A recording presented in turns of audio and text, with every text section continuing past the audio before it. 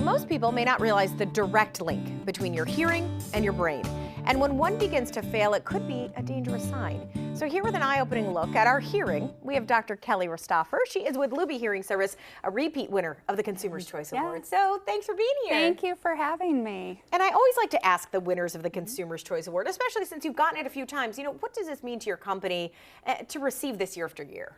It is such an honor. We've received the Consumer's Choice Award for the last 9 consecutive years, and we're so proud because it's awarded by the people, by our community, and we've been serving the Columbus community for over 70 years. That's awesome. It's awesome that they love it. And you obviously are hearing services, but explain what kind of a doctor of audiology would specialize in. What does that mean? So a doctor of audiology is clinically trained and licensed. We provide diagnostic evaluations and auditory rehabilitation, but with the goal of restoring clarity and also providing proper stimulation to the auditory system. And I mentioned in the introduction, brain hearing, okay? And I feel like when you think about that, you may kind of think, of course you need your brain to do lots of things. How does that link work though? What is brain hearing? So we tend to think we hear with our ears, but it's actually our brain that's doing all of the work. We have all of these neural connections from our ears, and that's just one piece of the puzzle. They work their way up to the brain, and when we start to acquire a hearing loss, we lose those direct attachments to the brain. I had no idea that there was a connection between hearing loss and dementia.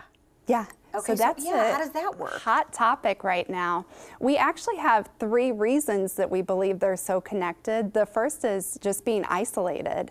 When you can't hear, you start to withdraw, and it's just easier to pull yourself out of those situations than becoming embarrassed. Wow. You also experience physical shrinkage of the brain.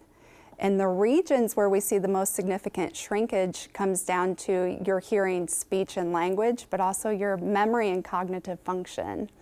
And our third reason we believe that is your brain is just working entirely too hard.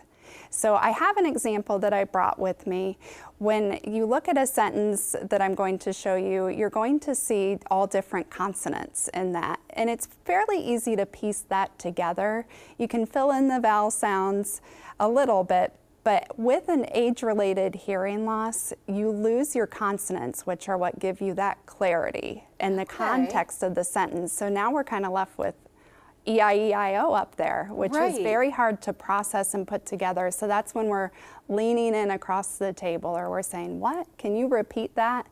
Because we're trying to work too hard to piece everything together. Wow, so that's the full message, obviously, which is not in any way what you got in the previous message. And it's just interesting because it is, as people lose, you think of dementia losing memory, but it's so many other things that are linked to that portion of the brain that are affected. Yeah, and when you're losing your hearing, it's not just a matter of volume, it's the clarity and the context that you're not hearing. So a lot of times you can hear that someone's speaking, but you just can't understand what's being said. You can't comprehend. So what are some of the signs then of just general hearing loss? Some of the early signs people may be able to look out for? So one of the first symptoms would be just difficulty hearing and background noise, or those restaurant type settings.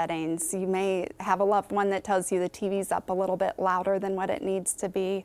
Or if you have any ringing, hissing, buzzing, any noises in your ears, that's usually your brain's own internal alarm that's saying, hey, something's different, something isn't quite right, we should check into that. That's not just one of those, someone's thinking of you, that's what that means, right? No. Yeah, that actually could mean something when that happens. So why is it so important then to identify and to start treatment early? Just like with any disease, we don't have a cure for hearing loss yet, but we can identify it early and catch it early, and we know that that's going to help to improve cognitive function, so it's going to keep us sharper and smarter, and it's also just going to improve our overall quality of life. So an appointment at Luebbe Hearing, how do you schedule it, and what can someone expect to go through if they say, listen, I am experiencing some hearing loss? What kinds of things will you do? Well, first it starts with a phone call. We can be reached at 614-431-1010 or on our website at hearohio.com. The initial consultation, our front office specialist will walk you through the appointment process the minute we receive the call. Okay, and you have a book you're holding right there. Is that So going to help folks kind of start It is. that? So this is going to dive in a little bit more about hearing loss and as it relates to the brain. And as a promotion to your Daytime Columbus viewers, we'll be offering this as a complimentary part of our hearing evaluation package. Okay, perfect. There you go. It is Luebbe Hearing. Yes. The information, the phone number, and website up on screen. So Kelly, thank you so much for being here. Thank you for having me.